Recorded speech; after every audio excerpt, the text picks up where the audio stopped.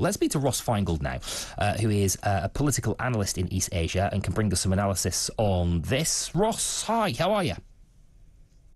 Actually, I'm joining you in the middle of a typhoon, not inside my flat, of course, but outside. So I braved the typhoon weather to join you. Of course, all I had to do was get out of bed and turn on my computer, but there is a typhoon going on, which is actually important because in thinking about the security side of the issues for Taiwan, and the possibility of an amphibious invasion by China, unlike Russia, which just had to roll across the border, here, we do have the safety, I guess, of being an island, and typhoon season does go from May to September, so it does limit the ability of China to launch an amphibious invasion. Right, goodness me, wow. Thankfully.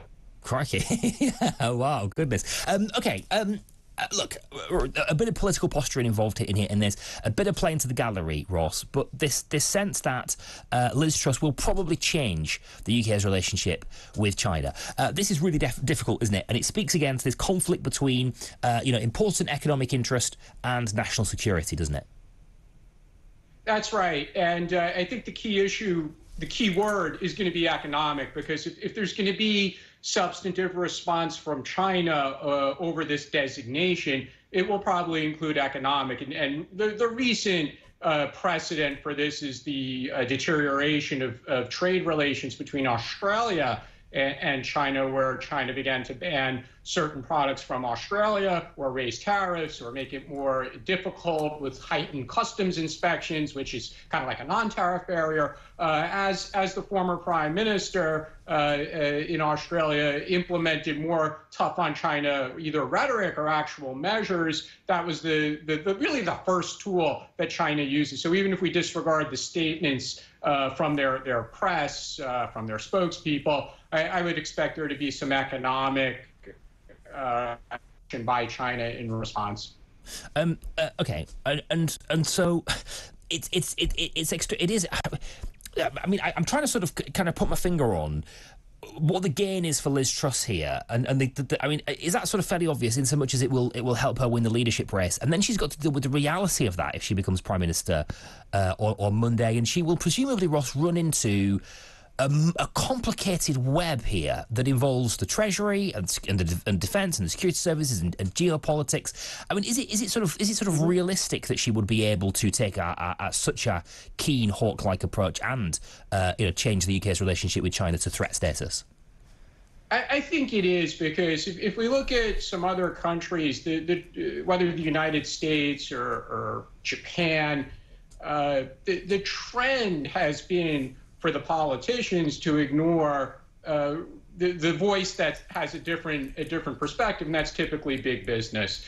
So, it's not popular for politicians, whether it's from a ruling party or an opposition party, in any of these countries that have a significant trade relationship with China, again, whether the US, Japan, Australia, UK, France. It's just not popular right now for members of a parliament or for members of a government to say, well, we're going too fast, or we're joining too many of the US-led initiatives. There's no voice for that. So the big business side, the people who actually either export, which often includes SMEs as well, but the people who have bricks and mortar investments in China, for example, that could be manufacturers. When we talk about Germany, people often talk about the automakers. It could be financial services, which might be very relevant to some institutions based in London. They don't have factories, but they actually have on-the-ground business operations. They have employees. They have customers in China. But their voice at the moment is certainly not going to be the voice that leads the decision-making process the way it may have been, say, 10, 15, 20 years ago when China, for example, was trying to join the World Trade Organization or other types of analogous initiatives with China, calling China, our partner or golden era for trade relations, et cetera, et cetera. At the time, it was the big business leaders whose voice really led that argument, and people who expressed the human rights concerns or the other types of concerns. Their voice did not lead the policy discussion, but that has changed.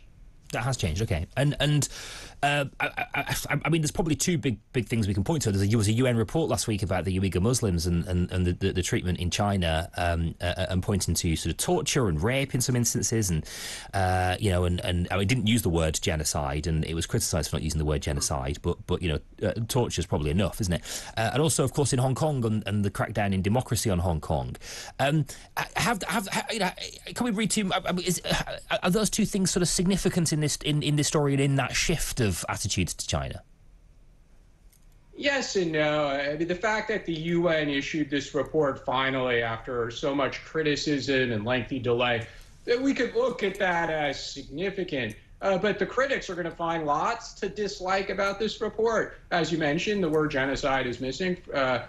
It's what, 45 pages? I mean, if we think about the body of accusations and evidence or issues that, I mean, even if you wanted to give China the benefit of the doubt, right? Even if you wanted to take a more lawyerly approach and say, here are the issues, you know, we have witness testimony, we'd like to investigate, that would involve a lot more work. Of course, China's not cooperative, so they don't help their cause by not allowing unrestricted access to the region. But after all that, so if we think about all the stuff that's associated, all the accusations and evidence, et cetera, the best the UN could do with our taxpayer money, right? Because it's governments like in the UK or the US and other governments, even China, that fund the UN. This is the best they could come up with, is a 45-page report. So it's significant they did it, but China will protest and then they'll ignore it. It's not going to help Uyghur people. They're not going to be nicer in China because of this report. And that leads to your second question, or the second point about Hong Kong. You know, the pattern throughout the last 3 years, as China has changed the electoral system, implemented national security law, prosecuted people, the West responds with sanctions. It never changes the policy direction of the Hong Kong government or the central government in Beijing when it comes to Hong Kong affairs. So both of these issues, it's a great question to ask, and kind of what the West does is similar for both, right? We have sanctions, we have reports, we have legislation, we have debates, we have non-government organizations that discuss it, we have people who leave, dissidents from both regions that leave and they do public speaking when they come to the West.